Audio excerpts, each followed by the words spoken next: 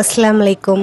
Welcome to Hanif's kitchen. இன்னைக்கு நம்ம பார்க்க போறது ரொம்பவே ஸ்பைசியான கேரளா ஸ்டைல் எக் குர்மா தாங்க. இந்த கேரளா ஸ்டைல் எக் குர்மாவை நம்ம ஹனீஃப்ஸ் கிச்சன் ஸ்டைலில் ரொம்ப அட்டகாசமா ரொம்ப ஈஸியாக எப்படி செய்யறதுன்னு பார்க்கலாம் வாங்க.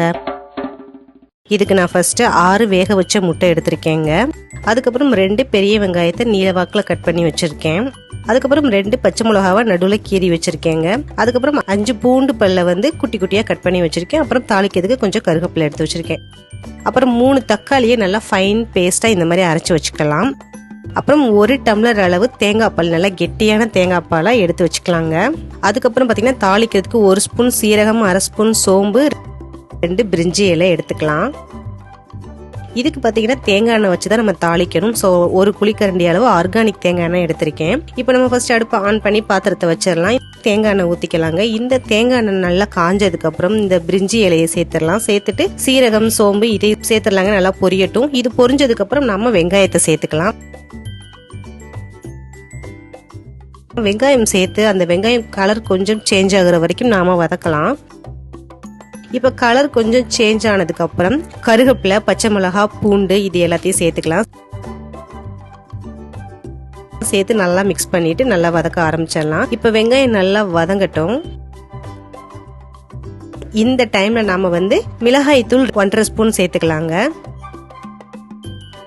அதுக்கப்புறம் கறி மசால் பொடி 2 டீஸ்பூன் சேர்த்துக்கிறேன். இந்த கறி மசாலா பார்த்தீங்கன்னாக்கா பட்டை, கிராம்பு, ஏலக்காய், கசகசா, மல்லி, சீரகம், மஞ்சள் எல்லாமே சேர்ந்துருக்குதுங்க. ஸோ இந்த கறி மசாலா 2 ஸ்பூன் சேர்த்து நல்லா வதக்கிடலாம். வதக்கிட்டு இதெல்லாம் நல்லா மிக்ஸ் ஆனதுக்கு அப்புறம் நம்ம அரைச்சி வச்ச தக்காளி பேஸ்ட் இருக்குல்ல, அதையும் சேர்த்துக்கலாங்க. சேர்த்து நல்லா மிக்ஸ் பண்ணிடலாம். இந்த கிரேவி ரெடி ஆகிக்கிட்டு இருக்கும் போதே பார்த்தீங்கன்னா இதோட வாசம் அவ்வளோ சூப்பராக இருக்குங்க. ஏன்னா நம்ம தேங்காய் எண்ணெயில் குக் பண்ணுறதுனால இதோட வாசம் ரொம்பவே அட்டகாசமாக இருக்கும். மிக்ஸ் பண்ணிட்டு இதுக்கு தேவையான அளவு உப்பு சேர்த்துக்கலாம். உப்பு சேர்த்துட்டு நல்லா மிக்ஸ் பண்ணிடலாம். அதுக்கப்புறம் பார்த்தீங்கன்னாக்கா இந்த வேக வச்ச முட்டை இருக்குல்ல, அதை லேசாக இந்த மாதிரி எல்லா பக்கத்துலையும் ஒரு 3 தடவை கீறிடலாம். லேசாக கீறிட்டு இந்த கிரேவியில் சேர்த்துடலாம்.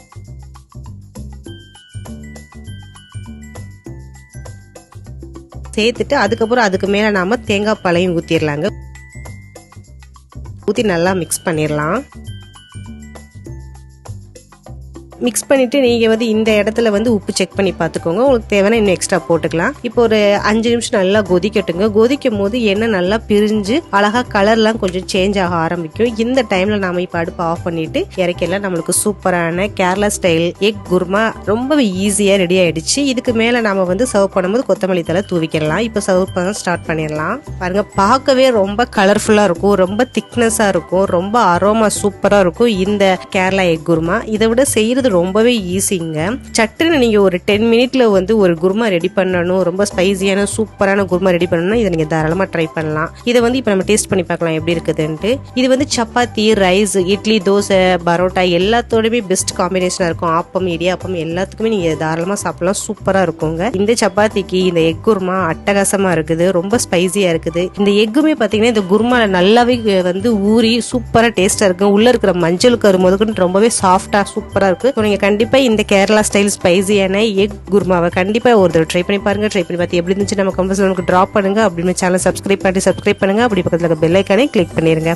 அதோட நம்ம வீடியோஸ் எல்லாத்தையும் பார்த்து என்ஜாய் பண்ணுங்க. தேங்க்யூ.